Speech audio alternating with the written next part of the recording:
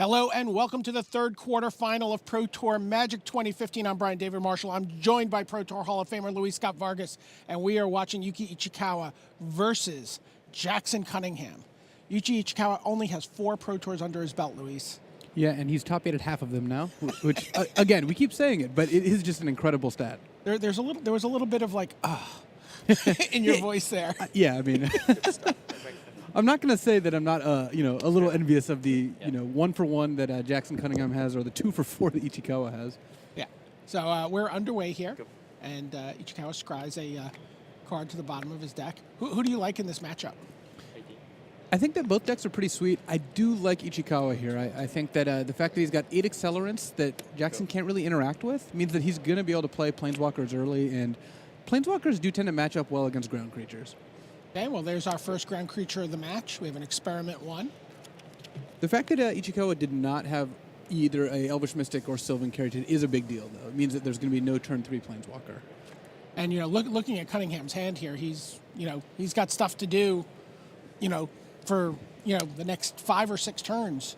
Yeah, he's basically 1 land short of an optimal draw, where he wants to draw 3 land and all spells up to, to the point where you have Advent of the Worm. But the fact that he's not going to be able to cast these 3 drops unless he draws land could be problematic.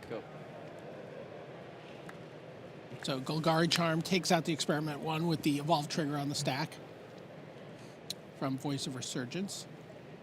And Voice does force Ichikawa to play a spell, but I think Jackson actually wanted to attack first there. Well, I guess with an Experiment 1 you can't actually do that. But in general, you want to attack before playing cards that force your opponent to play spells. Experiment 1 obviously being an exception.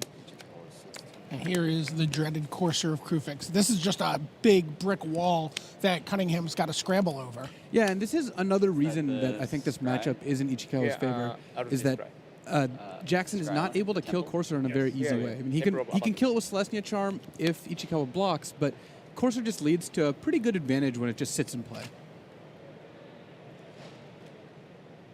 The third land being pretty much exactly what Jackson was looking for there.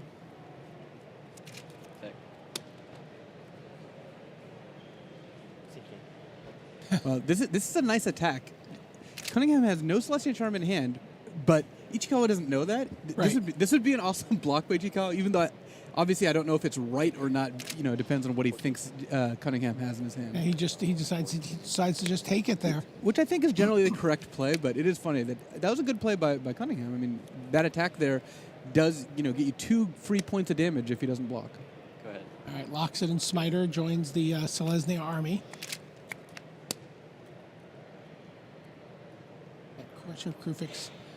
Putting in work, as usual. Yeah, just like, oh, look, here's a land for you. You want to dig yourself closer to a spell? Come on, let's do it.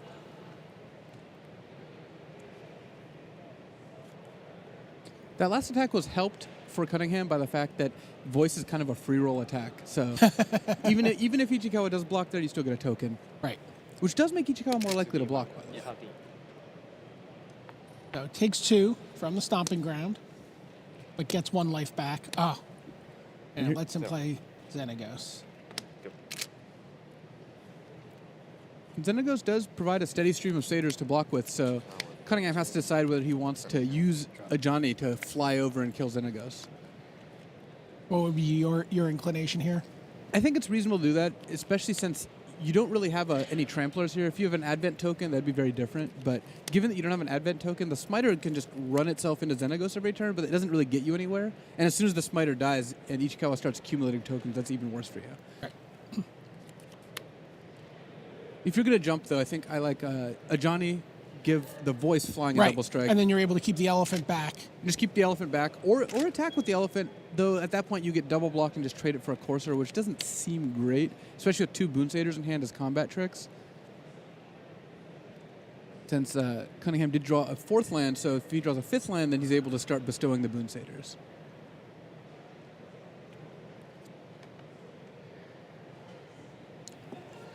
Cunningham contemplating his options. His other option could be to play a Johnny and ++1 the Smiter, so then it doesn't get killed by a double block. Sure, just make a 5/5. He could also just attack with it, and because he's already represented Celestia Charm, and Celestia Charm really breaks up a double block here, so I doubt Ichikawa would double block. He might just block with the token, though at that point Celestia Charm also just trades for Xenagos because it gives trample, so looks like Cunningham's just potentially going to attack with both, really, counting on this selling of the Celestia Charm that he put into motion last turn. The Sell Esnia charm. Yeah. The longer he thinks about it, does the play lose effectiveness? Not necessarily, because Celestia Charm does actually lead to some complicated outcomes here, so I think it's very plausible that he'd still have it even if he thinks for a while. It does kind of give away that he's got other options that are, available pre-combat. So Ichikawa has to be thinking of at least considering a Johnny here. So if Cunningham attacks with both, and Ichikawa assumes there's a Celestia Charm in Cunningham's hand, I'm trying to think of what exactly the best blocks are. You could double block the Smiter, then you lose both your creatures to a charm. You could block Smiter with just the Satyr, then you lose Xenaghost to a charm. Or if nothing happens, you lose the Satyr. But we're just coming to the face here. This does make sense, though. A Johnny represents 8 points of damage right now. Right, and Ichikawa's at 13. And Ichikawa doesn't have a ton of spells in his deck that play at instant speed. He's got more Mortars than anything else. Mortars is a great card, but you don't have to worry about it if you're Cunningham when you're going for the lethal Ajani attack.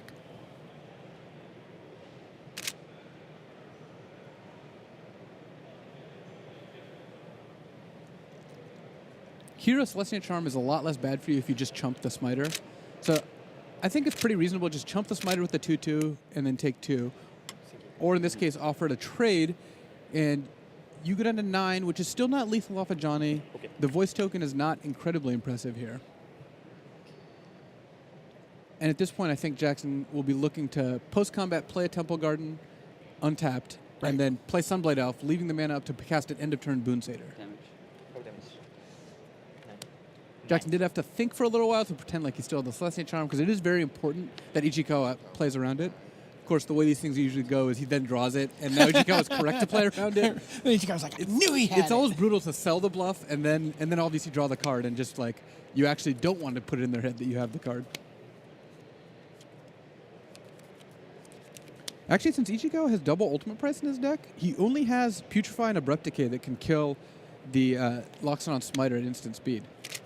Which is a big deal, and with top 8 deck lists, that's the sort of thing that Cunningham has to be aware of.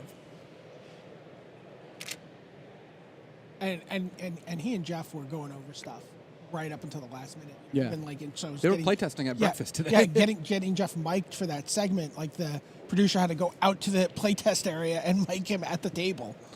They were getting every last minute. There you go. There's the Temple Garden upright that you anticipated, and so Sunblade Elf. And no Ajani here, though. You just keep your Boon Satyr up? I think you're going to Boon Satyr. And the problem with Ajani is it opens you up to like a sorcery speed removal, like the double Dreadbore that is in Ichikawa's deck. It also opens you up to potentially getting one of your creatures killed and like a hasted Xenaghost token coming over. It looks like Cunningham is running it. The one advantage to this, though, which I hadn't gotten to, was that if you pump the Smiter now, next turn, the Smiter's lethal with Ajani. The problem is that puts that on the board, so Ichikawa knows he has to play around it. I slightly favor just having Ajani in hand and trying to, get the kill out of nowhere, because what Cunningham could hope to draw was another 1-drop to make it so the Voice Resurgence token was on 5/5 naturally, and then Ajani does double damage. This gives you a more guaranteed kill if Ichikawa doesn't do anything, but Ichikawa's got some pretty good options here. He actually could go land, +1 Xenaghost, mortars you, and then that reduces it to just a Smiter, and then attack Ajani down to 3, but that actually still leaves you dead. So that's probably not what he wants to do. And getting a look at Ichikawa's hand, he is holding mortars. He's got a lot of land. But he has a lot of land, and he's actually not able to break up this combo right now. Putting the Smiter out of mortars range actually ended up working out really well. I mean, it's a toss-up between the 3 mortars and then the 2 Dreadbores, but there were more mortars than Dreadbores in the deck, so this is actually going to turn out fairly well for Cunningham here. So Ichikawa can pressure Ajani, but if Cunningham just goes for it, I actually don't see a way that Ichikawa can get out of that very easily. He can go to 10 this turn when he plays a land. He can go to 10. He can either kill one of the blockers and attack and make a Xenaghost token. Like, he can kill the Voice token, make a Xenaghost token, attack Ajani with both. Cunningham just chumps with the Sunblade Elf. Ajani goes to 3, then double strikes the Hierarch, or the Smiter, rather. And then Ichikawa does die to that. Alternately, Ichikawa can, kick mortars, but then that just leaves it on the board. So Ichikawa is going to, I think, have to represent instant speed removal and hope Cunningham doesn't go for it. But given that Cunningham played the Ajani, I mean, that is his plan. He just laid it out on the board. Like, it's kind of hard not to. RSVP'd. I think Ichikawa is also past playing around Celestia Charm. I think he's gonna have to just realize that he can't beat a Celestia Charm. So that whole bluff sequence was good by Cunningham, but ultimately Ichikawa doesn't really, can't really respect it. He just has to ignore it. You're saying it's the perfect time to draw a Celestia. Yeah. Though it actually doesn't look like that's necessarily needed here.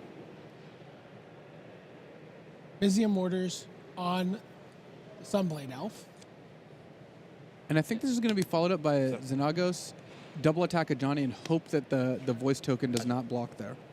Though, again, if Cunningham sticks with his Ajani plan, I think he's pretty likely to just trade for the Xenagos token and then put Ajani to 3, then -3 Ajani. So, I mean, it's risky, but I think that's what he has to do to win this game. Certainly what it looks like what is happening here. Yeah, I think he's more deciding which to block rather than whether to block, though. This does really leave you in a bad spot if Ichikawa is instant speed removal, but I think we've just already gotten past that point. Right.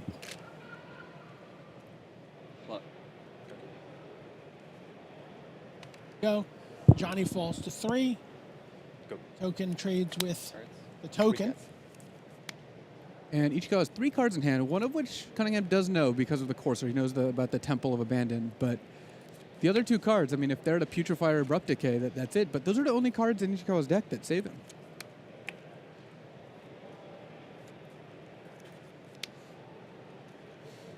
Oh. And people are asking why he didn't attack with Mutavault. Well, he just played the Mutavault that turn. So unlike the Eidolon of Great Revel we saw earlier, Mutavault does not have haste. Yep. All right. You're in. There you go.